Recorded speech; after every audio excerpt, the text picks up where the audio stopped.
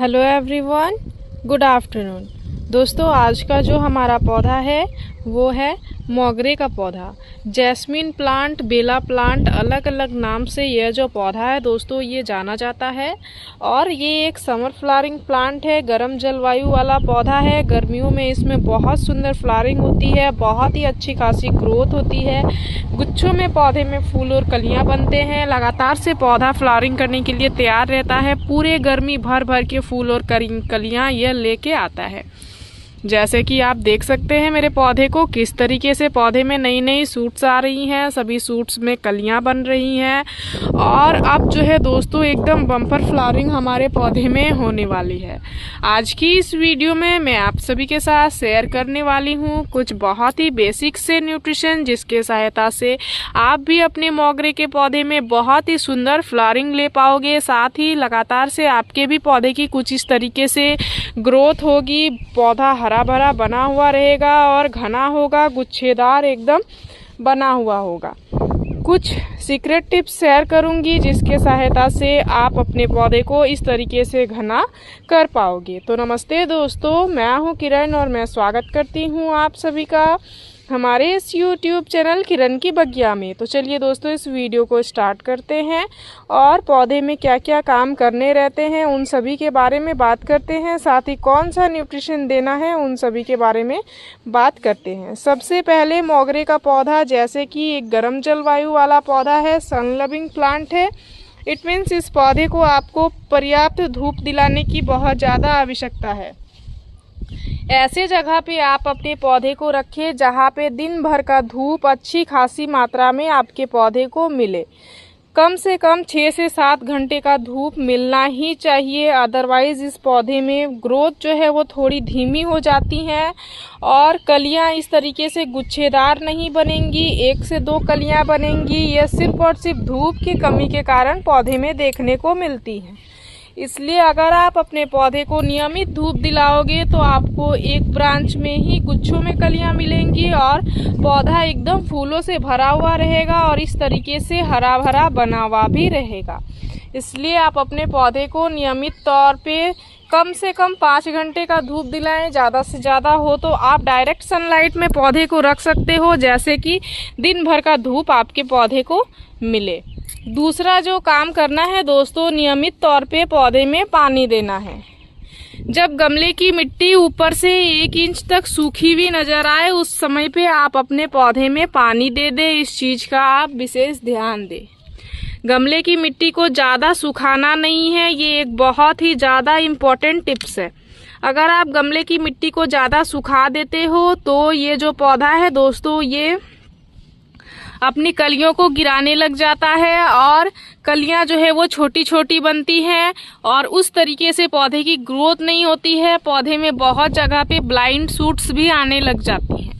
इसलिए इस चीज़ का विशेष ध्यान देना है कि आपको गमले की मिट्टी में नमी को हमेशा बना के रखना है, बट ओवर वाटरिंग से बचना है। आपको ज़्यादा पानी पौधे में नहीं देनी है, पर्याप्त पानी ही देना है। जितना पौधे को ज़रूरत हो उतना ही देना है। अब ऐसा नहीं है कि गमले में हमेशा आपको चिपचिपा बना के रखना है। अगर आप ऐसी भी गलती करोगे तो आपके जो पौधे हैं वो खराब हो जाएंगे। इसलिए हमेशा मिट्टी को ऊपर से 1 इंच तक सूखने दे, उसके बाद पौधे में पानी दे दे। अभी तो हमारे यहाँ पे डेली ही जो है दोस्तों शाम के वक्त बारिश हो ही जा रही है, जिस कारण से पौधे में पानी देने की आवश्यकता बिल्कुल भी नहीं पड़ रही है। ये जो है दोस्तों पौधे को ऑलरेडी पानी डेली ही मिल जा रहा है, जिस कारण से पौधे थोड़े बहुत हरे भरे भी हो गए हैं। क्योंकि बारिश का पानी है, पानी जो होता है दोस्तों ये नाइट्रोजन का बहुत ही अच्छा सोर्स होता है। अगर आप अपने पौधे को, अभी आपके यहाँ पे भी बारिश हो रही है और आप सोच रहे हो कि बारिश के पानी से पौधे को बचाना है, तो ये आपकी बहुत बड़ी भूल होगी। ऐसी आपको गलती बिल्कुल भी नहीं करनी है। बारिश का पानी आपके पौधे को किसी भी तरीके का कोई भी नुकसान नहीं पहुंचाएगा। आप अपने पौधे को पर्याप्त बारिश का पानी में रख सकते हो। ये आपके पौधे के लिए एक बहुत ही अच्छा खासा जो है वो न्यूट्रिशन का काम करता है। तो इस चीज़ पे भी आपको ध्यान देना है। साथ ही चौथा जो काम करना है दोस्तों, अगर आपके पौधे में पहले से ही फूल खिलना स्टार्ट हो गए हैं, जैसे कि देख सकते हैं यहाँ पे कुछ फूल खिले हुए हैं, लेकिन ये जो 2 फूल है दोस्तों ये खिल के ख़त्म हो चुकी हैं, एक बचा हुआ ही है। तो जैसे ही ये 2 फूल खिल के ख़त्म हो, आपको क्या करना है, इन फूलों को सबसे पहले हटाना है।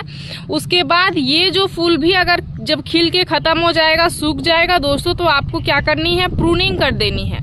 प्रूनिंग में इट मीन्स यहाँ पे जो फूल खिले थे ये तो ख़त्म हो चुके हैं, इसको मैंने हटा दिया है। इस नोड पे भी जो खिले हैं इसको भी जो है दोस्तों हमने हटा दिया है। अब ये एक बचा हुआ है, ये जैसे ही हट जाएगा मैं क्या करूँगी, यहाँ से ब्रांचेस की कट कर दूँगी। प्रूनिंग करने से क्या होगा, पौधा फिर से मैक्सिमम ब्रांचेस लेके आएगा, नई नई सूट्स लेके आएगा और नई सूट्स में फिर से कलियाँ बनाएगा। ये जो पौधा है दोस्तों ये कभी भी पुरानी सूट्स में कलियाँ नहीं बनाता है, हमेशा नई ब्रांचेस में ही इसमें फूल और कलियाँ बनती हैं।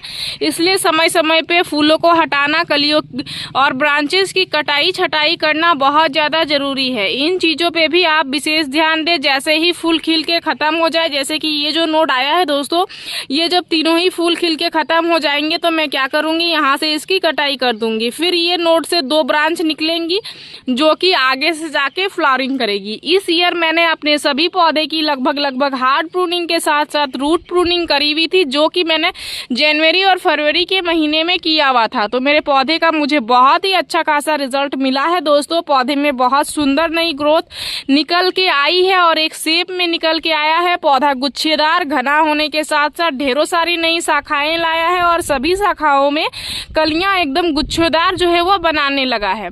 अगर आपने भी अपने पौधे की बहुत लंबे समय से नहीं करी हुई थी हार्ड प्रूनिंग, तो आपको हार्ड प्रूनिंग कर लेना था। हार्ड प्रूनिंग से पौधे में अच्छे खासे फायदे हमें मिलते हैं, लेकिन उसका समय अब पार हो चुका है। अब अगर आप हार्ड प्रूनिंग, रूट प्रूनिंग करना चाहते हो तो आपको बरसात के सीजन का इंतजार करना होगा, या फिर जो है दोस्तों आने वाले जनवरी फरवरी में आप इन कामों को कर सकते हो। अभी आपको बिल्कुल भी इन कामों को नहीं करना है, ऐसी भूल भी आपको नहीं करनी है। अगर आप अभी देख रहे हो रूट प्रूनिंग, हार्ड प्रूनिंग वाले वीडियोस, तो आपको ऐसा नहीं करना है कि अभी आपको उन कामों को करना स्टार्ट कर लेना है। अगर आप अभी इन कामों को करोगे तो आपका जो पौधा है वो फिर बहुत ही लेट से फ्लावरिंग करेगा, क्योंकि इसके फ्लावरिंग का समय एक्टिव हो चुका है और अभी आप इसकी रूट प्रूनिंग, हार्ड प्रूनिंग कर रहे हो। तो जेन्युइन है कि ये पौधा जो है दोस्तों वो देरी से ही आपको फूल और कलियां देगा। अब आप देख सकते हैं मैंने जो है बरसात के समय में जो कटिंग्स लगाए हुए थे उन कटिंग्स को मैंने पॉट में रिपोर्ट कर दिया है और सब कटिंग्स में अब फूल भी बनना स्टार्ट हो चुके हैं। यहाँ पे 2 कटिंग मेरे बहुत ही अच्छे से सक्सेसफुल हो चुके हैं, जिसमें कलियां भी बनना शुरू हो चुकी हैं। और कुछ जो है दोस्तों कटिंग को मैंने जब हार्ड प्रूनिंग किया हुआ था पौधे की, तो उन ब्रांचेस को भी कटिंग करके लगाया था, जो कि अभी कुछ टाइम पहले लगाया था। उनका भी ग्रोथ बहुत ही अच्छा खासा है। यहाँ पे आप देख सकते हैं ये जो कटिंग्स है दोस्तों, इनको मैंने कुछ समय पहले लगाया था, जिनको मैं सेमी शेड एरिया पे रखी हुई हूँ। अभी डायरेक्ट सनलाइट पे इन कटिंग्स को नहीं रखी हूँ और इनमें भी कितनी अच्छी खासी नई नई सूट्स निकलना स्टार्ट हो गई हैं, ये भी आप देख सकते हैं। तो कटिंग के द्वारा जो भी लोग अभी मोगरे के पौधे लगाना भी चाहते हैं वो ईजिली लगा सकते हैं, या फिर आप बरसात में और भी आसानी से कटिंग्स जो है वो लगा सकते हैं। तो इस तरीके से करना है दोस्तों आपको आपके मोगरे की पौधे की देखभाल, और देखभाल के बाद पौधे में देना है न्यूट्रिशन। तो आज जो मैं न्यूट्रिशन लेके आई हूँ वो बहुत ही जो है दोस्तों अच्छा सा इफेक्टिव न्यूट्रिशन है, खास करके पूरे गर्मियाँ वाले जो भी फूल गर्मियों में फूल देने वाले पौधे हैं दोस्तों, सभी पौधे में आप इस न्यूट्रिशन का इस्तेमाल करके अच्छे खासे फायदे ले सकते हैं।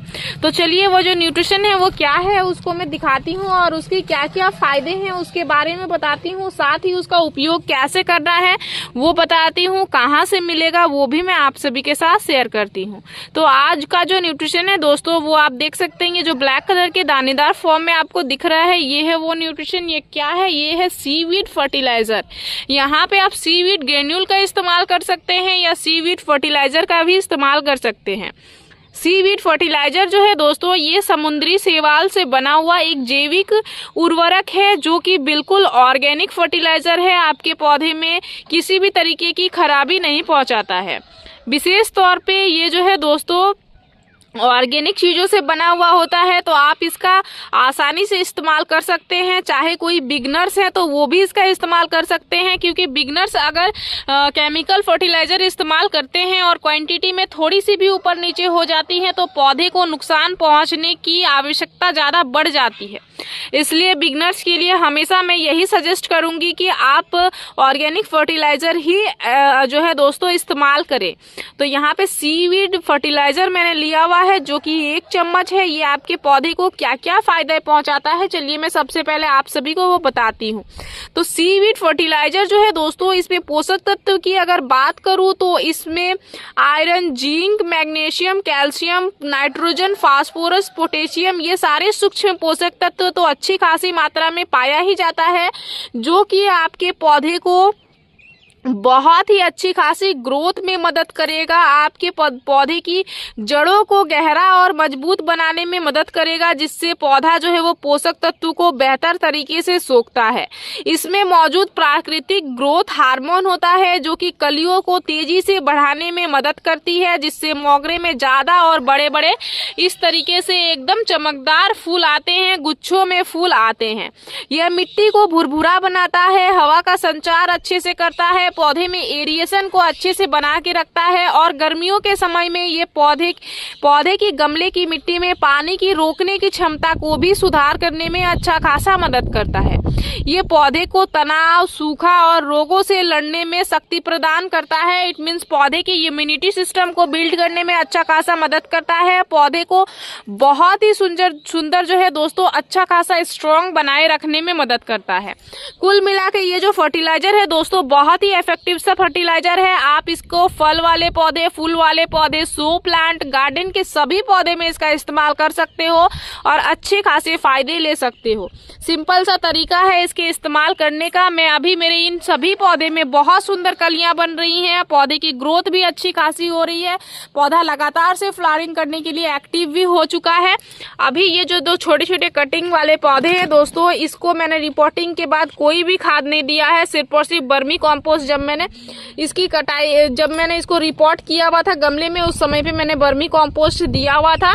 इसके बाद हमने इसमें और कोई भी न्यूट्रिशन नहीं दिया है। तो मैं तो इस सीवीड ग्रेन्यूल को लिक्विड के फॉर्म पे देने वाली थी, लेकिन बारिश हो गया है तो गमले की मिट्टी ऑलरेडी गीली हो गई है। तो अब हम लोग इसी तरीके से न्यूट्रिशन को देंगे। थोड़ी सी हल्की हल्की बिल्कुल गुड़ाई करेंगे, क्योंकि ये कटिंग से लगे पौधे हैं, इसके ज़्यादा रूट्स को डिस्टर्ब हमें नहीं करना होता है, अदरवाइज पौधे फिर स्ट्रेस में चले जाते हैं। इसलिए आपको इस चीज़ का भी विशेष ध्यान देना है कि जो भी कटिंग से लगे हुए पौधे हैं उनको लगभग 2 से 3 महीने तक आपको ज़्यादा गहरी गुड़ाई बिल्कुल भी नहीं करनी होती है। तो इस तरीके से एकदम हल्की हल्की सी हमें गुड़ाई करनी है साइड में। और पौधे के जो रूट्स न्यूट्रिशन को एब्जॉर्ब करते हैं दोस्तों, एरियल रूट्स, वो हमेशा पौधे के साइड में होते हैं, कभी भी बीच में नहीं होते हैं। जब भी आप न्यूट्रिशन का प्रयोग करो तो आप जो है दोस्तों हमेशा पौधे के गमले के जो है उसके इस तरीके से साइड में दो। तो 1 छोटा चम्मच, ये छोटे साइज का चम्मच है दोस्तों, छोटे साइज के चम्मच से 1 छोटा चम्मच मैं इसमें दे रही हूँ। अगर बड़ा साइज का चम्मच हो तो आधा चम्मच आपको लेना है और 1 छोटा चम्मच इसमें इस तरीके से दे दूंगी। देख सकते हैं दोनों ही में इस तरीके से मैं दे दूंगी और ऊपर से इस तरीके से ढक दूंगी। गमले की मिट्टी बहुत ज्यादा गीली बनी हुई है तो अभी हमें बिल्कुल भी इसमें पानी नहीं देना है। अगर आप सूखे पौधे में जो है दोस्तों इसका इस्तेमाल कर रहे थे, सूखी मिट्टी में इस्तेमाल कर रहे थे, तो आपको क्या करना था, 1 लीटर पानी में 2 चम्मच सीवीड ग्रेन्यूल को घोलना था और पौधे में दे देना था। ही इस्तेमाल से आपको आपके पौधे में बहुत ही अच्छे खासे फायदे मिलना स्टार्ट हो जाते हैं दोस्तों। मोगरा का पौधा हरा भरा होने के साथ साथ ढेरों सारे फूल और कलियों से एकदम भर जाता। अगर आपके मोगरे के पौधे के ड्रेनेज थोड़े से भी खराब है दोस्तों, अगर गमले में थोड़ी सी भी पानी जमा हो रही है तो इस चीज का भी आपको विशेष ध्यान देना है। ड्रेनेज विशेष तौर पे बहुत अच्छा कर लेना है, ड्रेनेज होल को प्रेशराइज करके अच्छा कर लेना है, ताकि पानी बिल्कुल भी पौधे में जमा नहीं होनी चाहिए। पानी जमा होने के जिसके कारण पौधे में अनेकों सारी समस्याएं देखने को मिलती हैं। कलियां गिरने लग जाती हैं, पत्तियां सिकुड़ने लग जाती हैं, पौधा नीचे से खराब होने लग जाता है और पौधा जो है दोस्तों उस तरीके से हरा भरा बना हुआ नहीं रहता है। इसलिए इन छोटी छोटी चीज़ों का भी आपको आपके मोगरे के पौधे में विशेष तौर पे ध्यान देना है। और इस फर्टिलाइज़र का इस्तेमाल 15 दिन में एक बार करना है। 15 दिन में एक बार करने से ही आपको आपके पौधे में अच्छे खासे फायदे दिखना स्टार्ट हो जाएंगे। मोगरे के पौधे से जुड़ी मेरी इस वीडियो में दी गई जानकारी अगर आप सभी को अच्छी लगी दोस्तों तो इस वीडियो को लाइक शेयर कमेंट जरूर कीजिएगा। अगर आप इस वीडियो के माध्यम से हमारे चैनल पे नए आए हैं तो चैनल को सब्सक्राइब कर लीजिएगा, बेल आइकन जरूर प्रेस कीजिएगा ताकि हमारी जो भी नई वीडियोस आएंगी उनके नोटिफिकेशन आप सभी को मिल जाएंगे। इस वीडियो को आपने पूरा देखा उसके लिए मैं आप सभी को तहे दिल से धन्यवाद देती हूँ। दोस्तों मिलते हैं एक अनदर वीडियो पे। नमस्कार।